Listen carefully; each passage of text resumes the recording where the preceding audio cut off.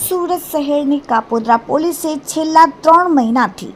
₹80,99,695ના છેતરપિંડીના ઠગાઈના કેસમાં નાસ્તા ફરતા આરોપીને મુંબઈ ખાતેથી ઝડપી પાડ્યા. તારીખ 16/9/2024 થી 21/11/2024 દરમિયાન દલાલ સુરેશ ભાગવાણી રહેવાસી અમદાવાદ તથા અન્યોએ ફરિયાદી પાસે પ્રથમ વિષ્ણુ વિસનદાસજી જે પૂજા ટેક્સટાઇલ પ્રોપરાઇટર તથા બાલાજી ટ્રેડર્સના વહીવટ કરતા રહેવાસી shop number Shiv Parvati market ground floor block number 457 R Nagar ન્યૂઝ ઉલ્લાસનગર થાણે મહારાષ્ટ્રએ લાવેલ અને સમય મર્યાદામાં પેમેન્ટ આપી દેશું તેવો વિશ્વાસ અને ભરોસો આપી બાદમાં દીપક વાઢવા જે પૂજા ટેક્સટાઇલ અને બાલાજી ટ્રેડર્સના વહીવટ કરતા shop number 9 Shiv Parvati market ground floor block number 457 R Nagar ન્યૂઝ ઉલ્લાસનગર થાણે મહારાષ્ટ્ર ભરત વાઢવા તે પૂજા ટેક્સટાઇલ એમ વારંવાર એક પછી એક આરોપીઓ આવ્યા, વિશ્વાસમાં લીધું અને કાપડ દલાલ હસ્તક કુલ ₹80,99,695ના મતાનું કાપડ મેળવી તેનું પેમેન્ટ ન કરી ઉડાવ જવાબ આપી દલાલ હસ્તક વેપારી ગુનાહિત